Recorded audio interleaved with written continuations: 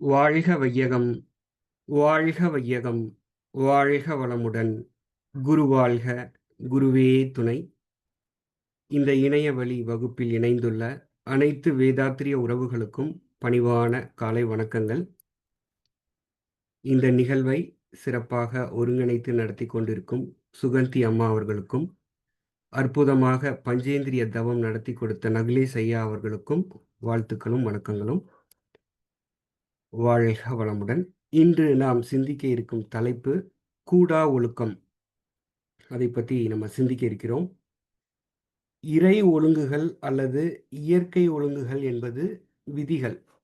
இப்போ மனிதன் எப்படி வாழ வேண்டும், எப்படி பேச வேண்டும், எப்படி சிந்திக்க வேண்டும், எப்படி செயல்பட வேண்டும் என்பது இறை ஒழுங்குகளை நமக்கு முன்னோர்கள் வகுத்து கொடுத்திருக்கிறார்கள். இவற்றை பற்றி நம்ம படிக்கலினா கூட நம்ம ஒவ்வொருத்தருக்குள்ளேயுமே இந்த விஷயங்கள் இருக்கு, அடக்கமாக இருக்கு. ஏன்னா நம்ம ஒவ்வொருவருமே இந்த இறையினுடைய மூலத்திலிருந்து பல பரிணாமங்கள் எடுத்து இப்போ மனிதனாக வாழ்ந்துட்டு வரோம். ஸோ இதை நமக்கு தெரிந்தோ தெரியாமலோ இந்த இறை ரகசியங்கள், இறையினுடைய ஒழுங்குகள் எல்லாமே நமக்குள்ள இருக்கு. ஆனால் காலத்தினால இப்போ சூழல் மாறுபாடுகள், உலகமயமாக்கல், தாராளமயம், இந்த மாதிரி காரணங்கள்னால எல்லாமே பழக்க வழக்கங்கள் நிறைய மாற்றத்தின் காரணமாக, சமுதாய பதிவு என்ற மேல் பதிவின் காரணமாக மக்களுக்கு நிறைய ஒழுங்குகள் புரிவதில்லை. இது சரியா தவறா என்ற நிலை கூட அவங்க தெரியாம நிறைய தவறுகள் செஞ்சுட்டு இருக்காங்க. சிலருக்கு இது தெரியுது. தெ அப்போ நம்மலாம் உண்மையிலேயே பிளஸ்ட். இப்போ இது சரி, இது தவறு என்பது நமக்கு தெரிஞ்சிருச்சுனாலே, நம்ம ஒரு நல்ல ஒரு பதிவுல இருக்கோம்னு அர்த்தம். சிலருக்கு அது நல்லது, தவறுன்னு கூட பிரிக்க தெரியாதவர்கள்லாம் இன்னும் ரொம்ப ஒரு இக்கட்டான சூழ்நிலையில தான் இருக்காங்கன்ட்டு தெரியுது. ஆனா நமக்கு முன்னோர்கள் வகுத்து குடுத்துருக்காங்க.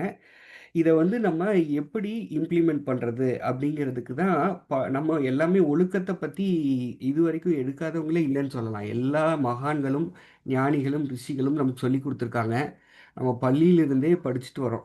இந்த திருக்குறள்ல எல்லாம் ஒழுக்கத்த பத்தியும் சொல்லியிருக்காங்க. இன்னைக்கு அதுல ஒரு அதிகாரமான கூடா ஒழுக்கத்த பத்தி தான் நம்ம பார்க்க போறோம்.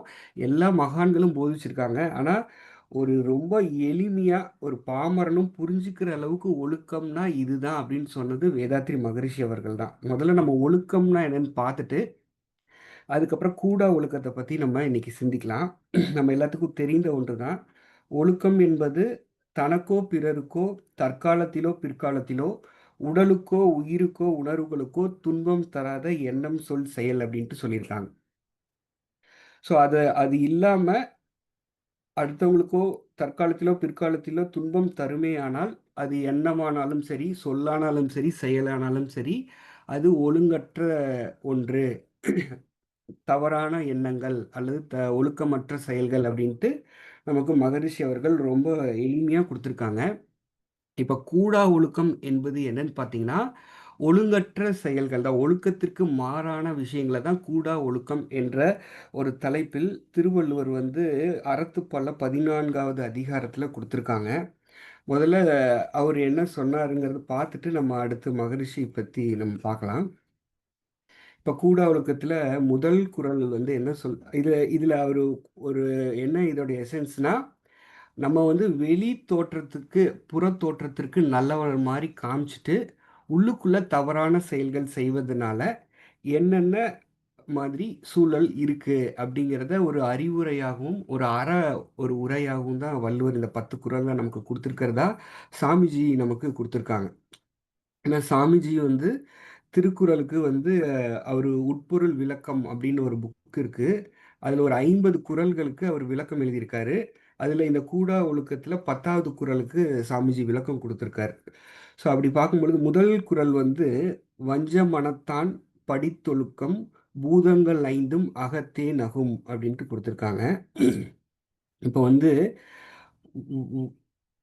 அதாவது வஞ்ச மனம், தீய ஒழுக்கங்கள் கொண்டவர்கள் நல்லது போல வெளியில காமிச்சுக்கும் பொழுது, அவங்களுக்கு உள்ள இருக்கக்கூடிய பஞ்ச பூதங்கள் சிரிக்கும் சிரிக்கும் அப்படிங்கிற மாரி சொல்றாங்க. இப்ப நமக்கு பார்த்தீங்கன்னா, இது பொதுவா இப்ப ஆன்மீகத்துக்குள்ள வந்து ஒரு ஆசிரியர் பயிற்சி எடுத்தவங்களுக்கெல்லாம், அவங்க பெரிய அளவுல மாற்றங்கள் இல்லைனாலும், ஒரு ஆசிரியர் அங்கீகாரம் கிடைக்கும்போது நெறைய அட்வைஸ் குடுக்கறது, நெறையா கிடைக்கிறவங்கள எல்லாம் கூப்பிட்டு கிளாஸ் எடுக்கிறது, இந்த மாதிரியான சூழல்லாம் இருக்கும். ஆனா, நம்ம வெளி உலகத்துக்கு நம்ம காமிச்சுக்கலாம். நம்ம ஒரு பேராசிரியர், நமக்கு இவ்வளோ விஷயங்கள் தெரியுது, அப்படிங்கிறதெல்லாம் இருந்தா கூட, நம்ம உள்ளுக்குள்ள நிறைய விஷயங்கள்ல மாற்றங்கள் கொண்டு வர வேண்டியிருக்கு. ஓ! இப்பதான் இந்த முயற்சியில இருக்கிறோம். நம்மள பியூரிஃபிகேஷன் ப்ராசஸ்ல இருக்கோம். முழுமையா நம்ம முழுமை அடைஞ்சுட்டோம். எல்லாமே 100% நம்ம ஒரு மகான்ட்டு சொல்ற முடியாது. பெரும்பாலானவர்கள் இருக்கலாம் ஒரு சிலர். அப்ப அப்படி இருக்கும் பொழுது, நம்ம வெளியில ஒரு புனிதர் மாரி காமிச்சு கொள்ளும் பொழுது, நமக்குள்ள இருக்க எல்லாமே பஞ்சபூதங்கள் தான். அப்ப அந்த பஞ்சபூதங்கள்லாம் சிரிச்சுக்கும் அப்படிங்கிற மாரி வள்ளுவர் இந்த குறள குடுத்திருக்கிறார். ஸோ அதே மாரி அடுத்து 2வது குறள் என்ன சொல்றாருன்னு பார்த்தீங்கன்னா, "வான் உயர் தோற்றம் எவன் செய்யும் தன் நெஞ்சம் தான் அறி குற்றம் படின். தன் நெஞ்சம் தான் அறிந்து செய்யும் குற்றத்தில் ஈடுபடுமானால், வானளவு உயர்ந்த தவத் தோற்றத்துக்கு என்ன பயன்?" அப்படிங்கிறாங்க. இப்ப நீங்க என்னதான் தவம் செஞ்சாலும், உங்க அறிவு சொல்லுது, இது தப்பு, இந்த செயல் செய்தால் தவறு என்று சொல்லும் பொழுது, அதைக்கு மீறி நம்ம செயல்கள் செஞ்சீங்கன்னா, நீங்க என்னதான் தவம் செய்தாலும், அதுல ஒரு பயனும் இல்லை அப்படின்ட்டு 2வது குறள்ல சொல்றாங்க. "வலியில் நிலைமையான் வல்உருவம் பெற்றான் புலியின் தோல் போர்த்தி மேய்ந்தற்று. மனக்கட்டுப்பாடு என்னும் வலிமை இல்லாதவன் மேற்கொள்ளும் வலியின் தவத்தோற்றம் பசு புலியின் தோலைப் போர்த்திக் கொண்டு பயிரை மேய்வதற்குச் சமமானது" அப்படின்னு சொல்றாங்க. அதாவது பசு வந்து புலியோட தோல போர்த்திட்டு, நான் வந்து புலி அப்படின்னு சொல்லிட்டு, போய் புல்ல தான் திங்க முடியும். அது போய் ஒரு இத அடிச்சு சாப்பிட முடியாது இல்லைங்களா? அந்த மாதிரி நம்ம வந்து நல்லவர்கள் மாதிரி ஒரு தோற்றத்த காமிச்சுட்டு, மீண்டும் தவறான செயல்கள் செய்யறது இதற்கு ஒப்பானது அப்படின்ட்டு வள்ளுவர் சொல்றாரு. "தவம் மறைந்து அல்லவை செய்தல் புதல் மறைந்து வேடுவன் புல் சிமிழ் தற்று." அதாவது தவக்கோலத்தில் மறைந்து கொண்டு, தவம் அல்லாதவற்றை செய்ய விரும்புதல், வேடன் வந்து புதர்க்கடியில இருந்து பறவையை வந்து அடிக்கிறதுக்கு சமம் அப்படின்னு சொல்றாங்க. இப்போ இது எல்லாமே நம்ம எதற்காக புறத்தோற்றம் இப்படி காமிக்கிறாங்கன்னா, எல்லாமே ஒரு வகையான பிசினஸ். இப்போ வந்து ஆன்மீகம், ஸ்பிரிச்சுவலும் ஒரு பிசினஸ் ஆயிடுச்சு. இப்ப நீங்க வந்து ஒரு நல்லவன் காமிச்சுக்கிட்டீங்கன்னா, அல்லது உங்ககிட்ட விஷயம் இருக்குன்னா, ஏன்னா மக்கள் பிரச்சனையில நெறைய இருக்கிறாங்க. உடல் பிரச்சனை, மனப்பிரச்சனை, குடும்ப பிரச்சனை, பல சிக்கல்கள்ல இருக்கிறாங்க. ஏதோ சொல்யூஷன் கிடைக்குமான்னு தேடிட்டு இருக்காங்க. அப்ப நம்ம இந்த மாரி தோற்றத்தில நம்ம வந்து ஒரு பெரிய ஒரு ஸ்பிரிச்சுவல் பெர்சன் காமிக்கும்போது, ஆட்டோமேட்டிக்கா மக்கள் வருவாங்க. அது எதற்கு சமம்ன்ட்டு வள்ளுவர் சொல்றாருன்னா, ஒரு புதருக்கு இருந்து பறவையை கொல்றதுக்கு சமம் அப்படிங்கிற மாரி சொல்றாரு. "பற்று அற்றான் என்பார் படித்தொழுக்கம் எற்று எற்று என்றும் எதன் பலவும் தரும். பற்றுகளைத் துறந்தோம் என்று சொல்லுகிறவன் பொய்யொழுக்கம் என்ன செய்தோம் என்று வருந்தும்படியான துன்பங்களை உண்டாக்கும்." இப்போ சிலர் வந்து எனக்கு எந்த பற்றுமே இல்ல, விருப்பம் இல்ல, எல்லாத்தையும் விட்டுட்டேன் அப்படின்னு சொல்லிட்டு, உள்ளுக்குள்ள வந்து நெறையா பொய்யான ஒழுக்கங்கள், பற்றுகள் எல்லாம் வச்சுட்டு இருந்தாங்கன்னா, அவங்களுக்கு என்ன இந்த துன்பம் எப்படி வந்ததுன்னே தெரியல. இவ்ளோ இப்ப நான் பண்றேன். ஆனா தொடர்ந்து துன்பத்திலேயே தான் இருக்கிறேன். இந்த கஷ்டத்துக்கு என்னன்னு வழியே தெரியலையே அப்படின்னு புலம்புறாங்க இல்லைங்களா? இந்த மாரியான துன்பங்கள தான் அது குடுக்கும். உண்மையா நம்ம உள்ளுக்குள்ள என்னமோ, அதுதான் வெளியில இருக்கணுங்கிற மாதிரி இத சொல்றாங்க. "நெஞ்சில் துறவார் துறந்தார்போல் வஞ்சித்து வாழ்வாரின் வான் கணார் இல்." மனதில் பற்றுக்களைத் துறக்காமல் துறந்தவர் போல் வஞ்சனை செய்து வாழ்பவர் போல் கொடியவர்கள் எவரும் இல்லை அப்படிங்கிறாங்க. இப்ப மனதுல நெறைய பற்றுகள வச்சுட்டு, நான் எல்லாத்தையும் தொறந்துட்டேன்னு சொல்றவங்கள மாதிரி கொடியவர்கள் இல்லை. அவங்க கொடியவர்கள் அப்படின்ட்டு வள்ளுவர் சொல்றாரு. அடுத்தது, "மனத்தது மாசானை மாண்டார் நீரடி மறைந்து ஒழுகும் மாந்தர் பலர்." மனதில் மாசு இருக்க தவம் தவத்தால் மாண்பு பெற்றவரைப் போல் நீராடி மறைந்து வாழ்க்கை நடத்தும் வஞ்சனையாளர்கள் பலர் உள்ளனர். இப்போ மனசுல நிறைய மாசுகள் வச்சுட்டு நான் தவத்தினால இந்த மாதிரி வாழ்றேன்னு சொல்லி வஞ்சனை செய்றவங்க நிறைய இருக்காங்க அப்படின்னு சொல்றாங்க. இன்னொரு குறள் என்ன சொல்றாருன்னா, கனை கொடியது யாழ் கோ கனை கொடிது யாழ் கோடு செவ்விதழ் வினைப்படு பாலால் கொளல்.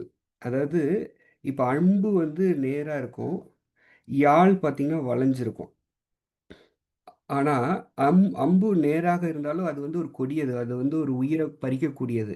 யாழ் வளைஞ்சா இருந்தாலும் அதுல வந்து ஒரு இன்னிசை வரும்.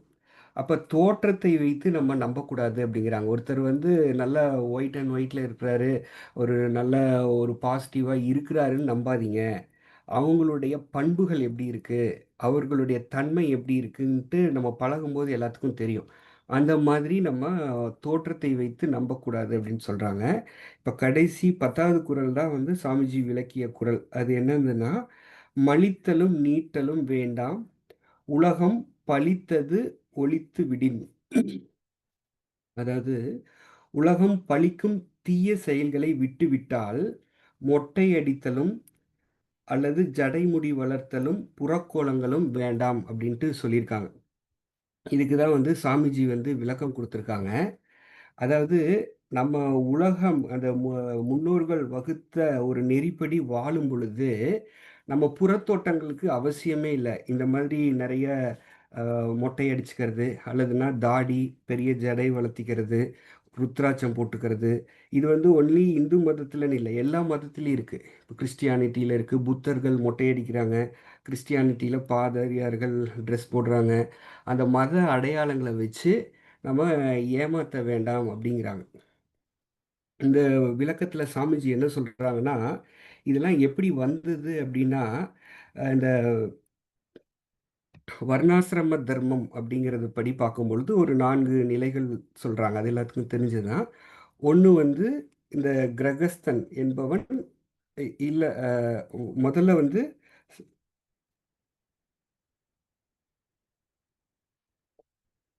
பிரம் பிரம்மச்சரியம் என்பது இளமை நோன்பு, கல்வி கற்கும் காலம் முதல்ல. அடுத்தது அந்த நிலைய கல்வி கற்கும் காலம் முழுமையா முடிஞ்ச உடனே, அவன் அந்த கிரகஸ்தன்கிற நிலைக்கு வருவான். இல்லற வாழ்க்கைக்கு வருவான். அந்த இல்லற வாழ்க்கையில் இருக்கும் பொழுது குடும்பம், பொருள் ஈட்டுதல், அந்த ஐவகை கடமைகள் செய்தல் எல்லாம் வந்து அவர்கள் செய்து தான் ஆக வேண்டும்.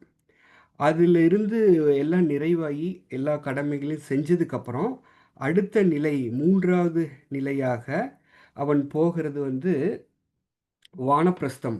வானப்பிரஸ்தம் என்பது வனவாசம். ஒரு ஆன்மீகத்தினுடைய ஆரம்ப நிலை. அ நல்ல விஷயங்களை நோக்கி போகக்கூடியது. அதனுடைய கடைசி நிலை தான் வந்து பார்த்தீங்கன்னா, சந்நியாசம் என்பது. சந்நியாசம் என்பது எல்லாத்தையும் துறந்த ஒரு மனநிலை. எல்லா பொறுப்புகள், ஆசைகள், சொத்து, புகழ் எல்லாத்தையுமே துறந்த ஒரு துறவி நிலை தான் இந்த சந்நியாச நிலை. ஸோ இந்த 4 நிலைகள் இருக்கு. இந்த 4 நிலைகள டிஃபரன்ஷியேட் பண்றதுக்காக, முதல்ல இந்த பிரம்மச்சரியத்துக்கு வர்றவங்க, கல்வி கற்கும் காலத்துல இருக்கிறவங்களுக்கு மொட்டை அடிக்க வச்சாங்க. அடுத்தது கிரகஸ்தன் என்பவன், அந்த குடும்பஸ்தன் வந்து நார்மல் பீப்பிள். நார்மலான உடையில இருப்பாங்க. அடுத்த நிலையில போறவங்க இந்த வானப்பிரஸ்தம் அல்லது சந்நியாசம்ங்கிறவங்களுக்கு சில காவி உடைகளையும், சில ஜடை வளர்த்துறது, தாடி வளர்த்துறது இந்த மாரியான விஷயங்களெல்லாம் அவங்க வச்சாங்க. வச்சு அவங்க எந்த நிலையில இருக்காங்க அப்படிங்கிறத ஐடென்டிஃபை பண்றதுக்காக ஒரு ட்ரெஸ் கோட் மாரி வச்சுட்டு, அவங்களுக்கு இப்போ வந்து பார்த்தீங்கன்னா, இந்த கிரகஸ்தன் மட்டும் தான் சம்பாதிப்பாரு. மத்த பிரம்மச்சரியத்துல இருக்கிறவங்களும் சம்பாதிக்க மாட்டாங்க. வானப்பிரஸ்தத்துல இருக்கிறவங்களும் சம்பாதிக்க மாட்டாங்க. சந்நியாசத்துல இருக்கிறவங்களும் சம்பாதிக்க மாட்டாங்க. இவங்களுடைய தேவைகளை எல்லாம் யார் பூர்த்தி பண்ணுவாங்கன்னா, இந்த இல்லறத்துல இருக்கிறவங்க தான் பொருள் ஈட்டி ஐவகை கடமைகள் மூலியமாக அவங்களுக்கு குடுப்பாங்க. அப்ப சிலர் என்ன பண்ணாங்க, உண்மையிலேயே அந்த முழுமையை நோக்கி பயணத்தில் இருக்கிறவங்க அதுல இருந்தாங்க. சிலர் வந்து பொருள் இதுல கிடைக்குது, உழைக்காம நமக்கு நெறைய பணம் கிடைக்குது. இந்த மாரி அடுத்த பிறர் வளம் பறித்தல் தான். பறிக்கிற மாதிரி அவங்க இந்த தோற்றத்துல இருந்து மக்களிடம் பணம் வாங்க ஆரம்பிச்சாங்க. அதுதான் நாளடைவுல வந்து அவர்களை எல்லாம் ஒரு பிச்சைக்காரர்களாக மாறியிருக்கிறார்கள்ன்ட்டு சாமிஜி வந்து புக்ல எழுதியிருக்கிறாங்க. ஏன்னா அவங்க உழைக்க மாட்டாங்க. யாராவது காசு கிடைச்சாங்கன்னா, அவங்க கிட்ட வாங்கி சாப்பிட்டுட்டு வாழ்க்கையை நடத்திட்டு வரக்கூடிய ஒரு நிலையில இருந்தாங்க. ஸோ இதெல்லாம் வந்து மாறி மாறி இப்போவும் பார்த்தீங்கன்னா, அந்த ஒரு தோற்றத்தில நெறைய பேர் இருக்கிறாங்க. கோயில்கள் எல்லாம் பார்த்தீங்கன்னா, இந்த மாரி இருக்கிறது. தன் அடையாளத்த வந்து ரொம்ப இந்த மாரி நெறைய ருத்ராட்சம் போடுறது. இப்போ வந்து அந்த மாரி சாமியார்கள் கூட இல்ல. இப்போ பார்த்தீங்கன்னா, நார்மலா எல்லா காலேஜ், ஸ்கூல் ஸ்டூடண்ட்ஸ் கூட அந்த தோற்றத்தில இந்த மாதிரி இது ஒரு ஸ்டைல் ஆயிடுச்சு. இப்போ வந்து பார்த்தீங்கன்னா, நான் ஒருத்தர் பார்த்தேன். அவர் பார்த்தீங்கன்னா, நல்ல ப ஜட மாதிரி ஒரு குடுமி மாரி வச்சிருக்கிறாரு. தாடி வளர்த்தி திருவள்ளுவருக்கே டஃப்பா குடுப்பார் போல இருக்குங்க. அந்த அளவுக்கு தோற்றம். அவரு பார்த்தீங்கன்னா, நார்மலா அது ஒரு ஸ்டைலுக்காக அந்த மாரி பண்றாங்க. நெறைய பேரு நெறைய மாலைகள் போட்டுக்குவாங்க. ருத்ராட்ச மாலை, இந்த ஸ்படிக மாலை, கருங்காலி மாலை நெறைய வகையான மாலைகள் போட்டுக்கிறாங்க. அதுக்கப்புறம் பார்த்தீங்கன்னா, நெறைய பேரு இந்த ட்ரெஸ் கோட்ல இருப்பாங்க. இப்போ ஒரு ரீசென்ட்டா பார்த்தீங்கன்னா, நெறைய பேரு இந்த எல்லோ கலர் துண்டு போடுறாங்க. இதுல வந்து எல்லாத்தையும் சொல்லல.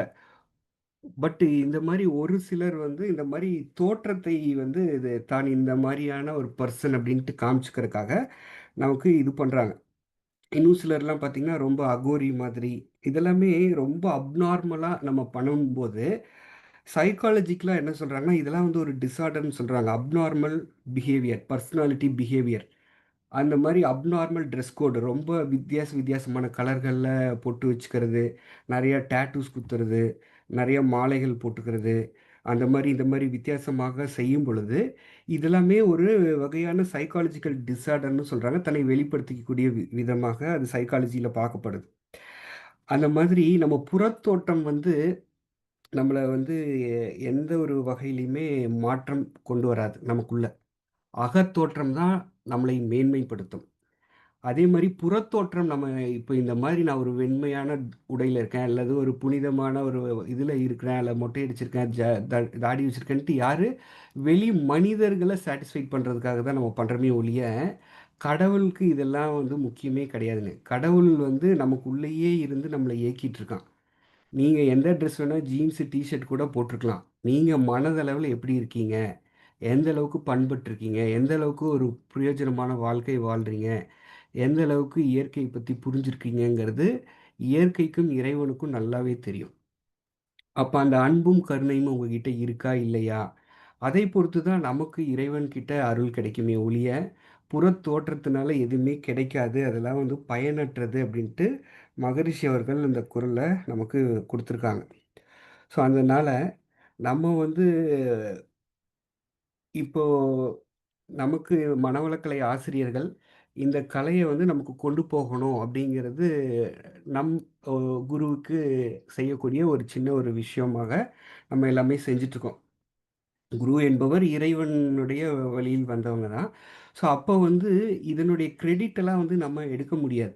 இந்த தத்துவங்கள்லாம் நம்ம பொறக்கும்போது ஒண்ணுமே தெரியாது இல்லைங்களா? இப்ப குருமார்கள்லாம் வந்து உணர்ந்து ஓதுபவர்கள். அவங்களுக்குள்ளாக தோன்றின விஷயங்கள நமக்கு குடுத்துருக்காங்க. பட் நம்ம பெரும்பாலும் ஓதி ஓதி உணர்பவர்கள். அவங்க சொன்ன விஷயங்கள தான் நம்ம எடுத்து சொல்றோம். அப்ப இந்த கிரெடிட்லாம் நம்ம நிச்சயமா எடுத்துக்கவே கூடாது. அதே மாரி தோற்றங்களையும் நம்ம ஒரு பெரிய மகான் மாரி காமிச்சுக்கிறதெல்லாம் வந்து ஒரு தேவையற்றதுன்ட்டு சாமிஜி சொல்றாங்க.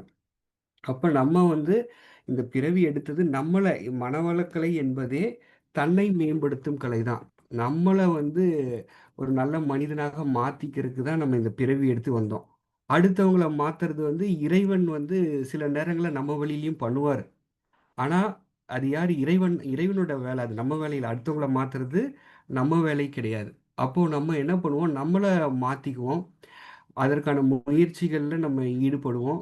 வாய்ப்பு கிடைக்கும் பொழுது அவங்க விருப்பப்பட்டா, நம்ம இந்த விஷயங்கள சொல்லலாம். இப்ப நெறைய பேர் வந்து வாலண்டியரா நமக்கு நெறைய விஷயங்கள் தெரிஞ்சிருச்சு இல்லைங்களா? எல்லாத்துக்கிட்டயும் சொல்லணுங்கிற மாதிரி ஒரு 10 பேர் சேர்ந்தாங்கன்னா, உடனே இத பத்தி பேசுறது, பார்க்குற இடங்கள் எல்லாம் அட்வைஸ் குடுக்குறது, ஸ்டூடண்ட்ஸ்க்குலாம் அட்வைஸ் குடுத்தா, அவங்கலாம் இரிட்டேட் தான் ஆவாங்க.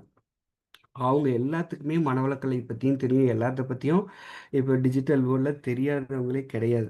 ஏன் வரலைன்னா, அவங்க அந்த பதிவுகள் அவங்கள தடுக்குது. அந்த தன்மையில இல்ல. அப்போ ஒரு காலகட்டத்தில தேவை இருக்கும்போது அவங்களா வருவாங்க. அப்போ அதனுடைய வேல்யூ உணர்ந்து வருவாங்க. நம்ம என்னதான் ஒரு உயர்ந்த தத்துவங்கள சொன்னா கூட, அது வந்து அங்க போய் சேராது. அப்ப நம்ம தேவையில்லாம நம்ம அட்வைஸ் குடுக்குறதோ, வெளி உலகத்துக்கு நமக்கு இது தெரிஞ்சிருச்சுன்னு காமிக்கிறதையோ நம்ம தவிர்த்துட்டு, நம்ம வந்து நம்மை மேம்படுத்திக் கொள்ளும் பொழுது, இறைவன் வந்து நம்மள சூஸ் பண்ணுவான். எந்த இடத்துல நம்ம கருத்துக்கள் இறை கருத்துக்கள் நம்ம மூலியமா வெளிப்படுங்கிறதெல்லாம் வந்து இறைவன் வந்து கரெக்டாக பிளான் பண்ணி இதை கொண்டு போவார். அப்படி நம்ம மூலியமா வெளிப்பட்டா கூட அதுக்கு நம்ம காரணம் இல்லை அப்படிங்கிற ஒரு துறவு நிலையில நம்ம இருக்கும் பொழுது, கண்டிப்பா உலகம் வந்து ஒரு உயர்ந்த புகழ் நமக்கு கிடைக்கும். நம்ம வாலண்டியரா எல்லாரும் நம்ம புகழணும், நமக்கு இவ்வளோ விஷயங்கள் தெரிஞ்சிருச்சுன்னு அப்ரிஷியேட் பண்ணணுங்கிறத விட, இறைவன் வந்து எல்லாத்துக்கும் தெரியும். நமக்கு என்ன குவாலிஃபிகேஷன் இருக்கு, எப்போ நம்மள இது பண்ணணும், எப்போ நம்மள வெளிய கொண்டு வரணுங்கிறது இறைவனுக்கு தெரியும். அப்போ வந்து அதுவரைக்கும் நம்மளை மேம்படுத்திக் கொள்ள என்னென்ன விஷயங்கள் நம்ம செய்யணும்? நல்லா பயிற்சி செய்யணும், தவம் செய்யணும், நிறைய புத்தகங்கள் படிக்கணும். நம்ம அறிவ வளர்த்தும் பொழுது இறைவனுக்கு தெரியும். Law of specific gravity. நீங்க நல்லா அப்கிரேட் ஆக ஆக, உங்கள எந்த இடத்துக்கு கொண்டு போகணுங்கிறது நம்மள விட இறைவனுக்கு நல்லா தெரியும். அப்ப நம்ம நல்லா மேம்படுத்திட்டு இருக்க இருக்க, இறைவன் நம்மள ஆட்டோமேட்டிக்கா அந்த நிலைக்கு கொண்டு போவாங்க. இப்ப நெறைய இறை கருத்துக்கள், மறை கருத்துக்கள் சொன்னவங்க எல்லாருமே, தன்னை வந்து ஒரு அடக்கமா தான் வச்சிருந்தாங்க. ஒரு மாணிக்க வாசகராகட்டும், ஒரு திருமூலராகட்டும், திருவள்ளுவராகட்டும், அவங்கள வந்து தன்னை ப்ரொஜெக்ட் பண்ணவே இல்ல. ஆனா பல 100 ஆண்டுகள், 1000 ஆண்டுகள் கடந்தும் அவங்களுடைய பேர் இருக்கு அப்படின்னா, அவங்க வந்து அடக்கமாக இருந்தார்கள். அவங்களுக்குள்ள நெறைய மறைக்கருத்துக்கள் வெளிப்பட்டா கூட, அவங்களுடைய பாடல்கள்லயோ, அவங்களுடைய குறிப்புகள்லயோ அவங்கள பத்தி எதுவுமே சொல்லல. ஸோ நம்ம வந்து நம்மள ரொம்ப ப்ரொஜெக்ட் பண்ணாம, ரொம்ப தன்னடக்கமாக தெரிஞ்ச நெறைய விஷயங்கள் கத்துக்கும் பொழுது, இறைவன் வந்து கண்டிப்பாக இறைவன் என்பவன் யாரு? எல்லாமே மனிதர்கள் தான். எல்லா மனிதர்களும் இறைநிலை தான். அப்போ அவங்களுடைய கருத்துக்கள்லாம் நம்ம மூலியமாக வெளிப்படக்கூடிய வாய்ப்புகள் நமக்கு கிடைக்கும். அப்படி என்னதான் வெளிப்பட்டா கூட, இதுக்கும் நமக்கும் எந்த ஒரு தொடர்பும் இல்ல. இறைவா நீ தான் என்ன ஒரு கருவியா வச்சு என் மூலியமா வெளிப்படுத்துறங்கிற ஒரு நிலையில நம்ம இருக்கும் பொழுது, கண்டிப்பாக நமக்கு கிடைக்கக்கூடிய அங்கீகாரங்கள் கிடைக்கும். அங்கீகாரத்துக்காக நம்ம புறத் தோற்றங்களை மாற்றிக்கொண்டு, நம்ம இது பண்ணும் பொழுது, ஒரு காலகட்டத்தில தெரிஞ்சிரும். இது ரொம்ப ஆர்ட்டிஃபிஷியல் புகழுக்காக இவங்க பண்றாங்க. இவங்க கிட்ட ஒண்ணும் இல்லங்கிறது, காலத்தால அது தெரிய தான் போகுது. அதனால, நம்ம அந்த மாதிரியான விஷயங்களுக்குள்ள போகாம, நாம வந்து நிறைய விஷயங்கள் கத்துக்கலாம். நம்மை இந்த பிறவியில மேம்படுத்திக் கொண்டு, நமக்கு கிடைத்த இந்த பொக்கிஷத்தை, மனவளக்கலை என்ற பொக்கிஷத்தை முடிந்த அளவுக்கு வாய்ப்பு இருக்கும் பொழுது, பலருக்கும் தொண்டாற்றி இதை கொண்டு சேர்ப்போம் என்று கூறி, இந்த ஒரு வாய்ப்பை அளித்த நார்வே தவ மையத்திற்கும், அனைத்து பொறுப்பாளர்களுக்கும் நன்றி தெரிவித்து இந்த சிற்றறிவை நிறைவு செய்கிறேன். வாழ்க வளமுடன்.